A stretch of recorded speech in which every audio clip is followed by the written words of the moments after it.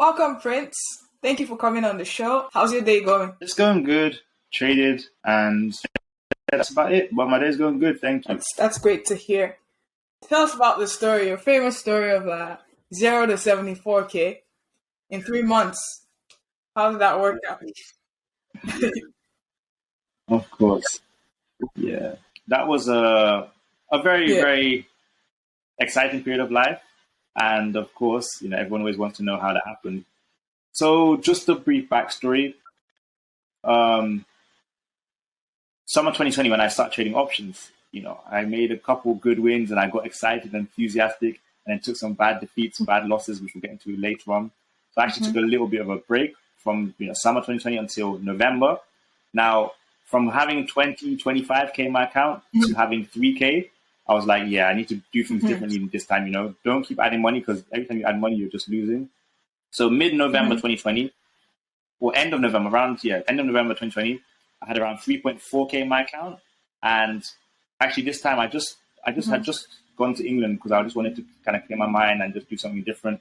So now that I was in England, I had a little bit more free time. I was like, you know what? I think now I'm going to try and make my first trade. So 3.4K around end of November till February, March 2021, where I had about 78K in the account.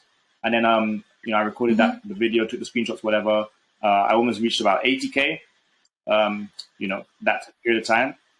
But yeah, so that story basically, I made around 74, 75K within a 3-month period.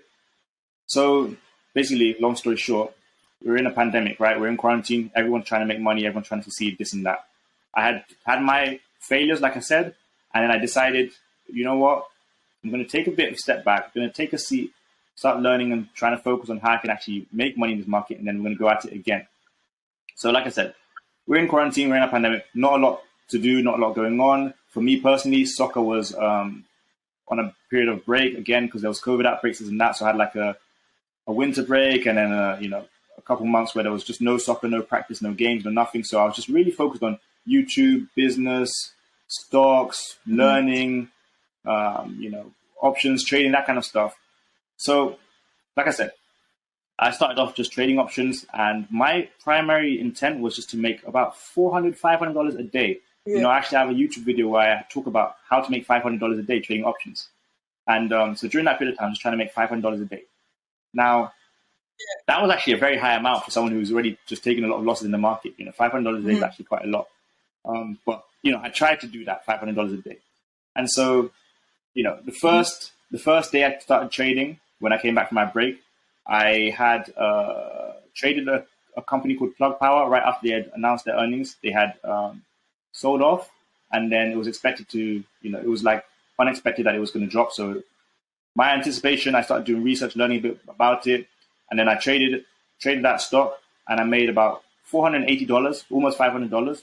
And I thought, you know what, this has been a good start. That was about whatever, that's quite a bit of my account. For an account with 3.5K in it, making $480, 100%. I was pretty happy. And, especially when it was my first day back, I was like, the confidence level just rose like quickly, So that happened. And then a couple of days later, I tried a similar strategy with a company that just announced earnings. And then that same week, so that first week back, I made 1.1K in a single day. So now, from going from, 3.4K, I was up to almost 5K in the portfolio. And this is where things just started compounding, and this is why I also like to talk about financial discipline and smart investing, because I realized what was working for me, those first few days could help me get very far. I didn't know how far it would take me, of course, but I was like, this could be what helps me start pushing.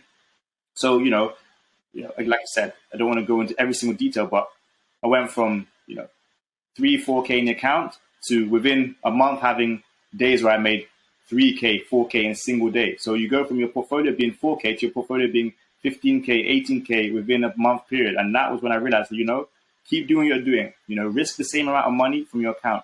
Stay confident and also stay consistent. I'll cut losses quickly. I will not dwell on losses. I'll find the next stock or whatever I want to trade and start trying to make money off of that, become profitable that way.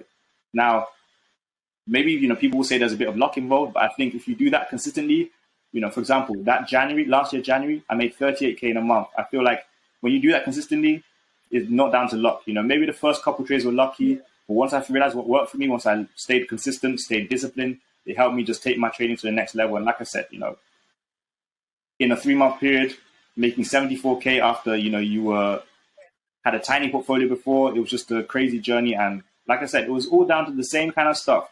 I didn't start dumping 10K, 15K in place. No, I stayed doing the smaller things, Yes, I would dump, maybe 2 or 3K in a place here and there.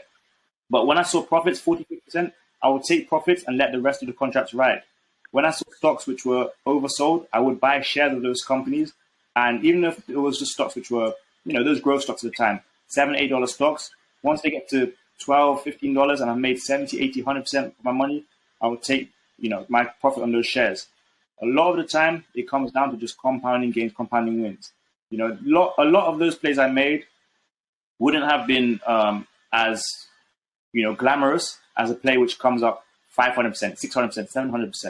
A lot of the plays I was just making and taking with a 50, 60, 70% and then letting the rest of the contracts ride. So yeah, like I said, those kind of elevated, and then the kind of the icing on the top was just kind of me also buying, Ethereum at $800, $900. Then it rose to like 3.5K, almost 4K. That also obviously helped my portfolio push up. But yeah, that was definitely, obviously my best few months as a trader, and I enjoyed it definitely, and obviously very inspiring now. It's what I'm known for, so that's funny. Yeah. Options and shares. Okay, if it was just shares, I would no options and shares. Options and shares. But, okay. Yeah. Okay. Yeah. If it was just shares, that would be the next level. Yeah. What I did do is I did a little bit of a technique where I would do like a double down. So I would buy options, for example, off the top of my head, maybe Virgin Galactic. Okay, it was a stock around $20 or something. I would buy options saying, I expect it to go to $25 by a certain date. By that certain date, it might have gone to $30, $35. Now, with options, you have the opportunity to buy the underlying stock, so the shares of what you were trading at the price that you had suggested. So, for example, I said Virgin Galactic will be $25 by January 5th, let's say. By January 5th, it's at $31. I will now go back and buy the shares because I have my options. I will exercise my right to buy the shares at $25. And then later, the stock kept rising and it got to like $40, $45. Then I'll sell my shares because I own 100 shares of that stock now. Does that make sense? So, using the strategy to buy and, exercising options, et cetera. So I was just kind of rolling different strategies into one and then, making the most of that to get some money in my portfolio. Yeah, because most people would tell me, how I did it. I just went all in. Yeah. And I kept risking all the profits, and that doesn't make sense to me. It's not sustainable, right? I took less risk as I went along. At the beginning, yes, because if you're risking $400 from a 3.5K portfolio, it's a lot more than if you're risking $400 from a 10K portfolio. So at the beginning, I was going in pretty heavy. I was also confident, I was excited. But it got to the point when I started to get past my portfolio past 40K, 50K, I started to say, slow down, because if you dump too much in and you lose, you're going to feel that same feeling you felt last summer, and you don't want to feel that again. So, people might say you should have put more in, you should have tried, you should never know. Potentially, yes, but I was definitely happy consistently repeating the same strategy, taking profits on time, letting the rest run. Like I said, I was flying. I felt like I was flying, so I didn't need to try and go over the top. So how do you stop yourself though? Like having coming down from like a 25K account, you said, to 3K.